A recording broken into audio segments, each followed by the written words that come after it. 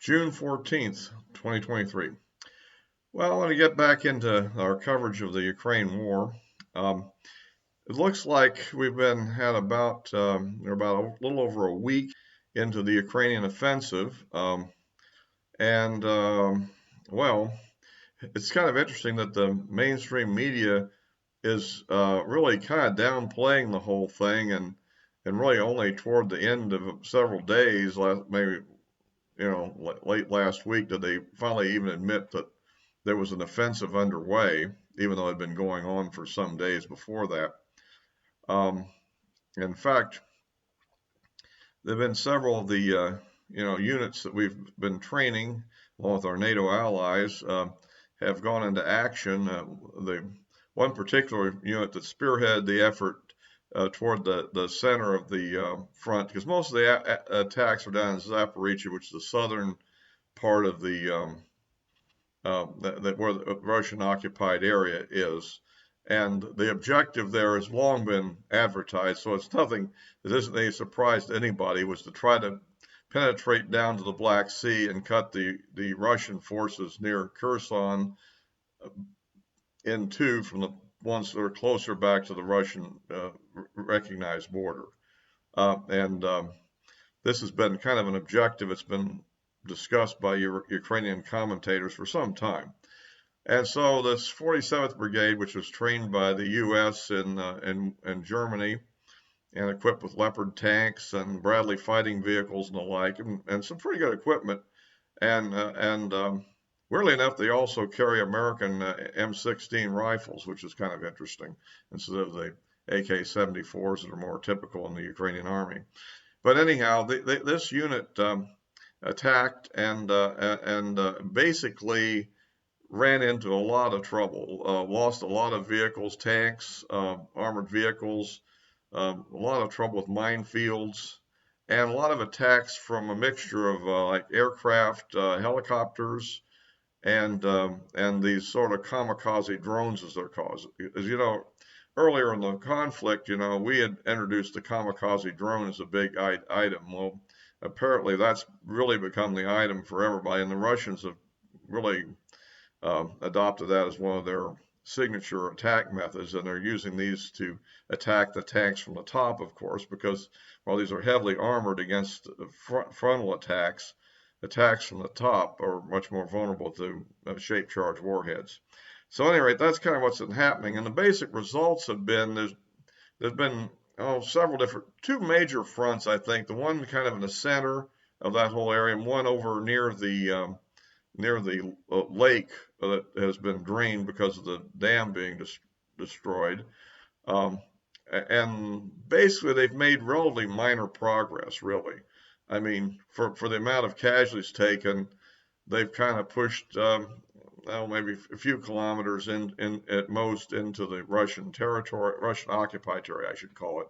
It's not sovereign territory, obviously. It's the battle lines. But the point is, and so right now, we'll just have to see. I mean, this is an ongoing battle. More forces, no doubt, can be committed, because after the original battles with this unit, they brought in some of their other units, which had been more the Ukrainian trained units, and threw them into the battle too.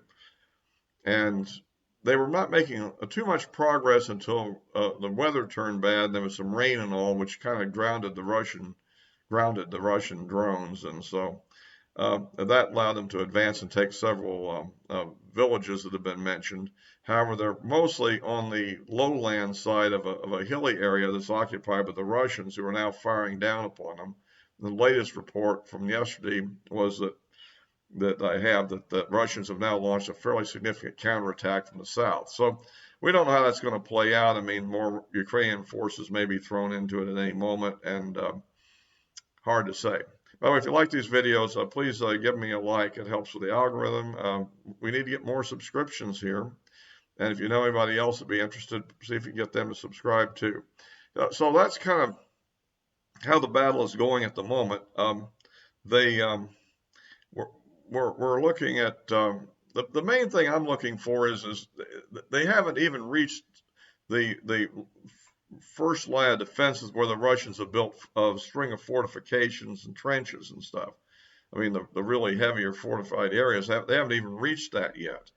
There are some key nodes that they're obviously trying to reach, which would cut off Russian supply lines to the front.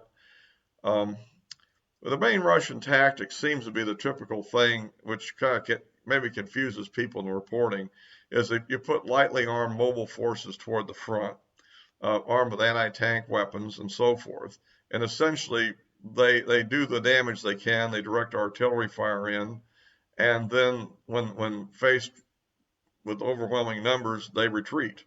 And the idea is to keep falling back to some line where they really intend to put up a serious fight and then dig in there. And so that's the kind of thing that's happening. So, we'll have to kind of look at it. The primary thing I'm looking at is I don't see any sign at this point that the Russians have had to even begin to commit any of their strategic reserves. And one would think if their organization is at all competent based on history, such as the famous Battle of Kursk in World War II and the like, they probably have fairly powerful armored reserves that are ready to be deployed in case there really is a serious breakthrough. So in addition to these extra lines of defense that exist before they get to the Black Sea, it's also very possible to me that, particularly on that central front, which sort of has a superficial look from the outset as being somewhat lightly defended, but yet they're really not doing that good. But if they do break through there, I have a feeling that the Russians have a plan to counterattack and try to trap them. And actually, that's kind of what I think might be the Russians' thought, because this seems to be like an overly adventurous plan, really, because in this conflict, the defense seems to have become much more dominant. That particularly these, which are very miniaturized, but they can carry lethal anti-tank warheads, have just become quite a menace to any kind of armored vehicle that tries to maneuver around in the open. If it isn't under cover or behind trees or something, and even then they get spotted. And then also the idea of using drones as observation for artillery has made artillery from being, let's say, a pretty lethal against unprotected infantry, but not that great against armored vehicles. It's turned out to be a real killer now. I mean, they can direct this artillery accurate enough that they have a high probability of hit on the top of the tanks, and which was the softest part of a tank, which is to destroy them. And in fact, also, some of the abandoned vehicles, like the Leopards, apparently at least one or more of them have actually been captured by the Russians and pulled off the battlefield now. I don't know how significant that is. I'm not sure whether they've had samples of those before or not, but as an intelligence thing, I guess it would be kind of interesting for them to have. If nothing else, it's something they can use use in their propaganda information. So far, it looks to me like the offensive has not been going really that good for Ukraine, because a week into it, I mean, if you compare that to any other major battles in history, like the Battle of the Bulge, where the Germans launched their final offensive against the Western Allies, and not so much against the Russians, but against the U.S. and mainly that they had penetrated quite further within a week's time than this. I mean, this is basically picking around the edge. And I think, again, it probably represents more than anything else, not that the Ukrainians aren't tough troops, but largely just that the environment of the modern battlefield tends to be better for the defender nowadays, with all these anti-tank weapons and drones and stuff. So anyhow, that's another factor that really plays into this a lot, is that given the degradation of the Ukrainian air defenses, the Russian Air Force is now able to operate much freer in using its ground attack capabilities to put some heavy firepower on any advancing forces.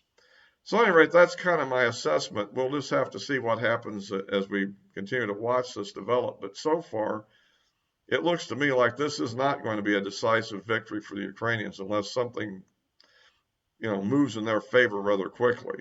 That they'll continue to wipe out large amounts of their capability, and at some point, they may well make the determination to keep what's left in order to have a more viable defensive capability against a potential Russian counterattack.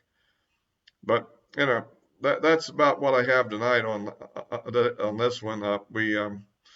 But we will continue trying to keep track of this, and of course, also of course today the arraignment of former President Trump in Miami occurred, and of course that's um, a, a kind of a sad thing, I would say overall. But like I predicted, it was going to happen. Except as I said, but at least it's down in Florida now, not up in D.C. But there's another case they're working on that will probably be in D.C. later if this one fails. So, and we still have to worry about what's going to happen in Georgia, which I don't know what to make of that one. We'll have to wait and see what they have there. So anyway, I'll be wrapping this up for now, and of course the addresses of my social media accounts are in the description below, and I'll be posting this on Rumble as well. So until next time.